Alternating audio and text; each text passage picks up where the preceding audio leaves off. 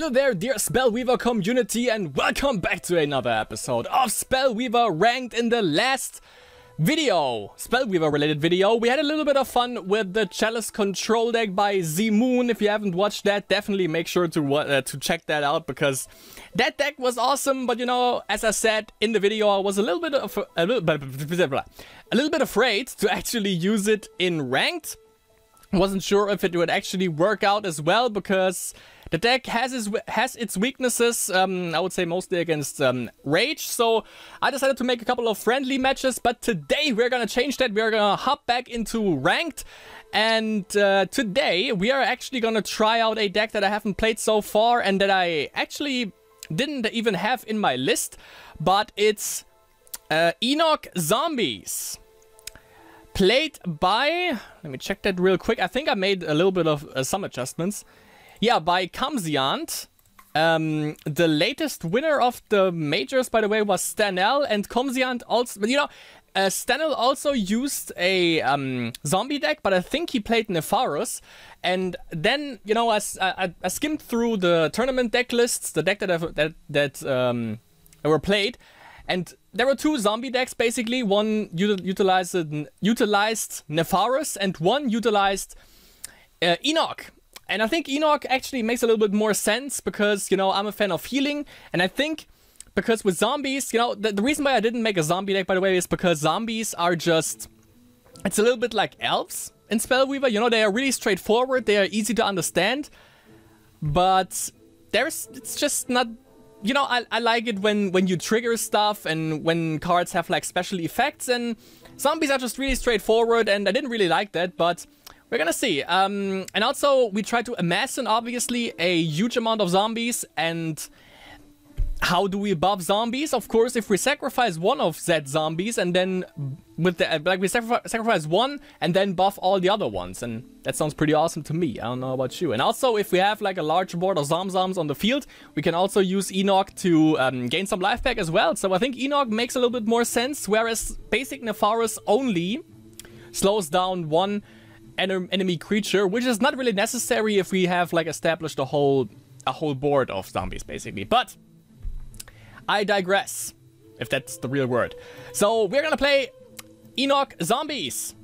Utilizes obviously Enoch the Steel Horror, and he has the ability Blood Feast. Sacrifice a creature. Creatures you control get +1 attack, +1 HP until end of turn, and you gain 1 life for each creature you control. So basically, I just, you know, said why I'm gravitating more towards him than I gravitate towards basic Nepharus. We have 4 times the Abhorrent Ghoul. When Abhorrent Ghoul enters the field, choose 1. You either lose 3 life or you put a weakness emblem on Abhorrent Ghoul. The reason, by the way, that's also why I play Enoch, because this card is really good, and you can gain life back with Enoch when you play the Abhorrent Ghoul once, because if you put a weakness emblem on him, he's a 2/2/1 speed, which is not that good, but a 3/3/1 speed for the cost of 3 life sounds pretty awesome to me. And also it's like a one aspect 2 mana card, so they definitely have to make something, because that's a little bit ridiculous to put a 3/3/1 speed out there so early in the game, when you don't really have to risk anything for it. Then we have Duke Harsford. Obviously, if you play Zomzoms, you play Duke.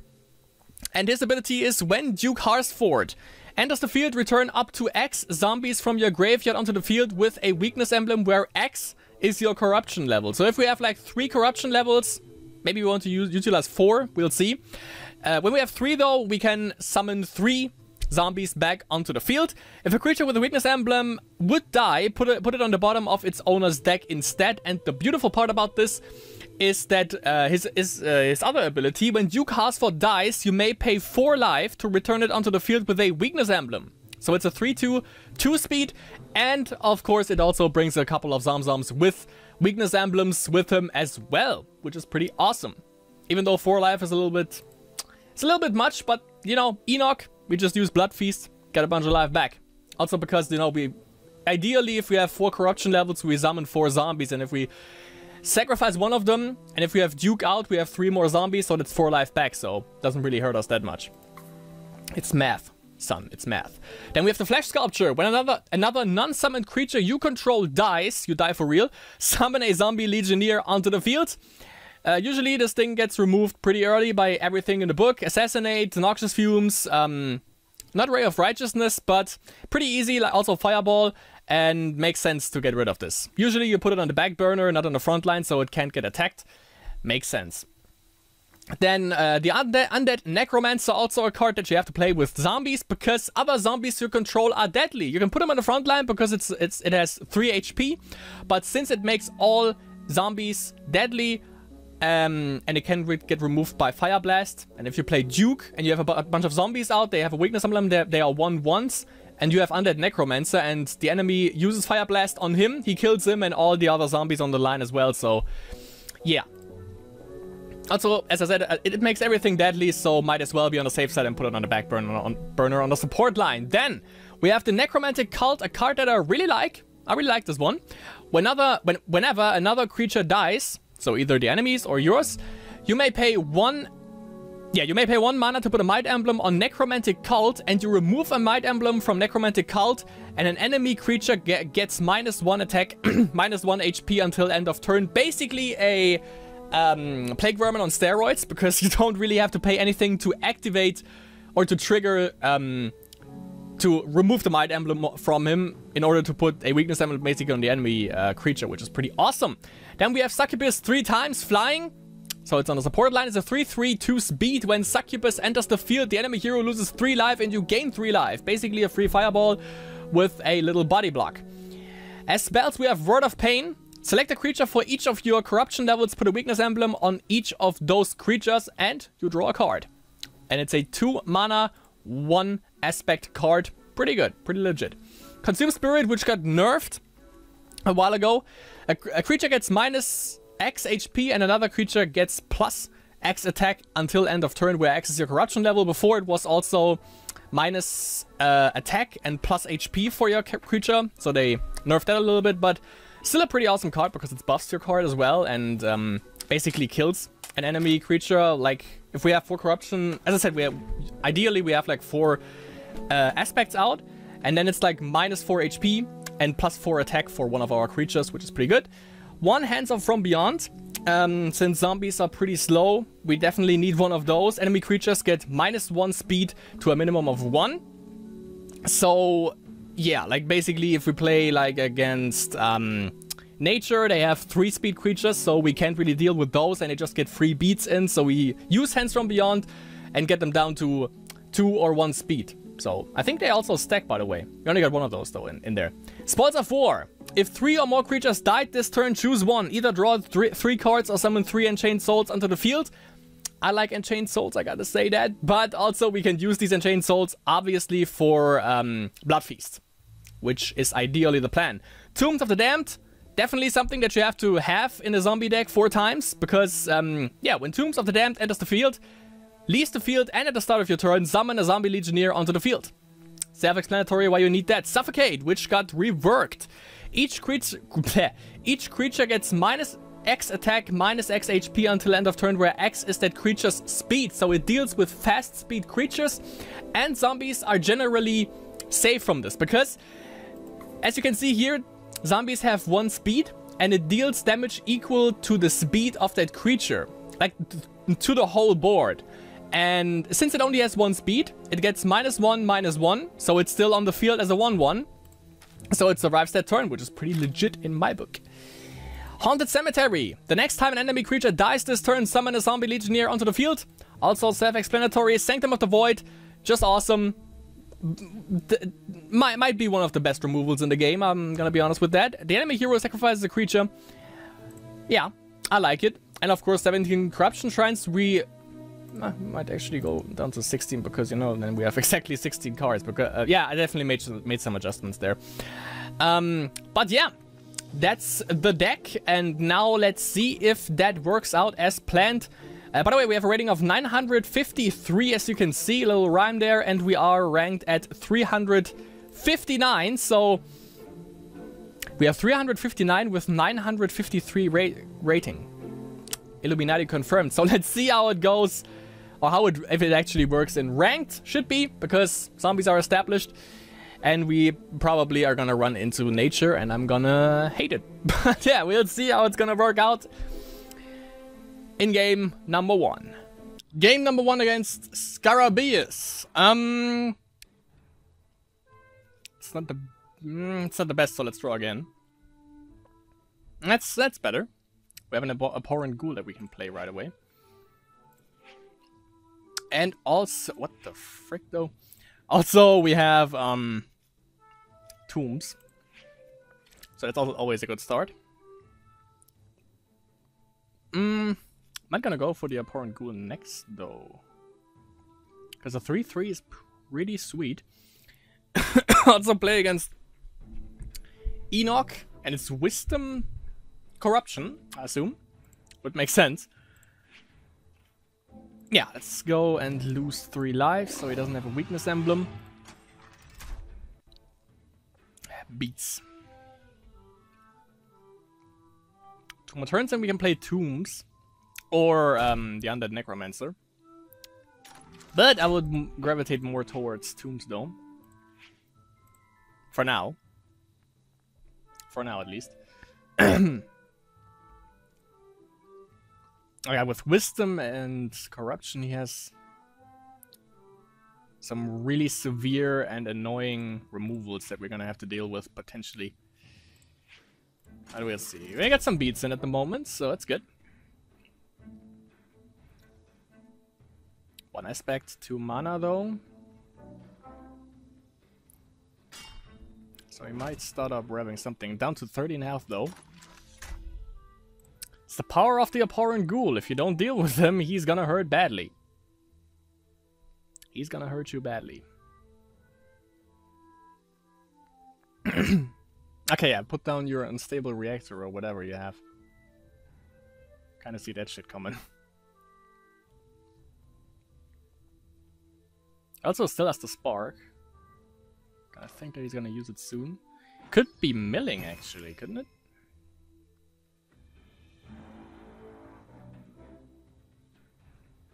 Okay, use the spark. Abhorrent ghoul? Yeah. Okay, you have one of your own. Have fun with that guy. Not sure if that was worth it, to be honest, but yeah, well, he manages to deflect like 3 damage, so I guess. It is. Still can swing in for Breeds though. And he can't do nothing about it with the 0 mana there.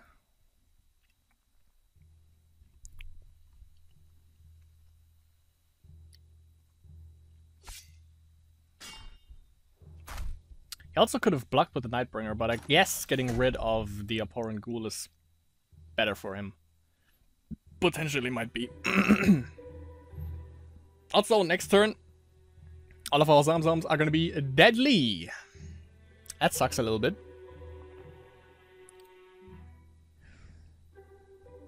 But still, he doesn't seem to draw anything in particular that would benefit him. Which I like. So he can sack 1, block 1, still 4 damage that we get in. He chooses not to. Weird.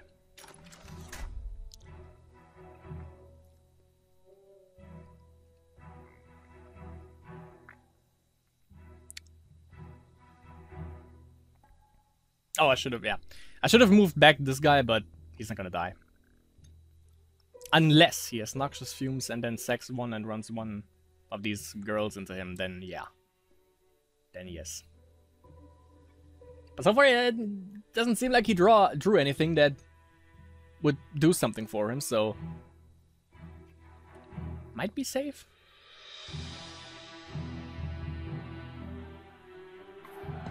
Yeah. Apparently we are. Oh yeah, that's the first win. Up to 964. Pretty good, pretty good, pretty good. Moving up in the world right there. So, oh, by the way, Cruel Tech is back up and on the first place there. Congratulations for that. And yeah, that was game number 1. Let's see how it goes in game number 2. Sorry, still eating. Game number 2 against Stanel. Might be Heal Million or Hermillion Green, we'll see. Oh, we also just realized we also have the Insatiable Gula. I think I forgot that guy to mention him in the deck tech, but yeah. We're gonna get to him eventually, so that's not bad. We do have the Spark, so we're gonna keep this. Problem is, if it's Heal Million or Hermillion Green, we can't deal with his speed, so we're gonna see how we're gonna tackle that shit. We definitely need Hands from Beyond, or this also, but that takes a lot of time to actually work as intended.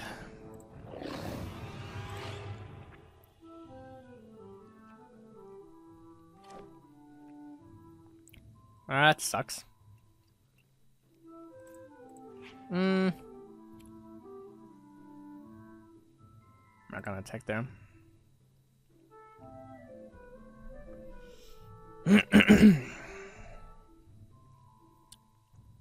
It's okay. It's Hermillion Green. Yeah, obviously I should have known by the Jungle Death Trap at this point. Yeah, I'm just gonna go for Tombs, by the way. Then we're gonna see. We're gonna get rid of this.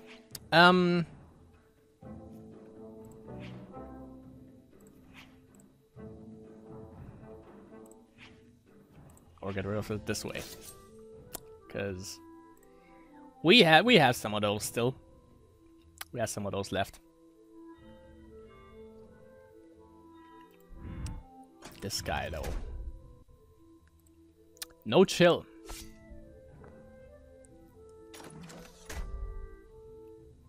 It's pretty nice. Let's hope. Nice. For exactly that. Tombs! Now we can block this guy. Probably not, because he's gonna reduce his speed to 0. So we can't block him this turn, but next turn, definitely.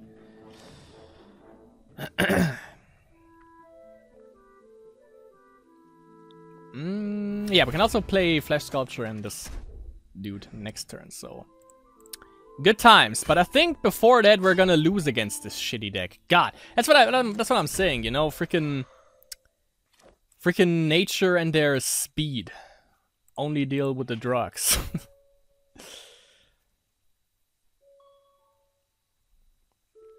Could be a thing.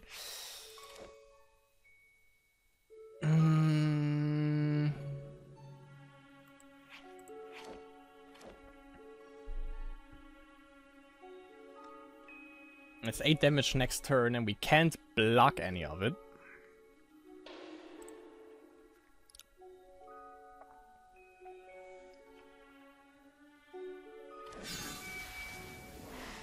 That's 9 damage, and we lost. Ah, God, this fucking nature bullshit. At least we only lost 11 fame, so that's good. So yeah.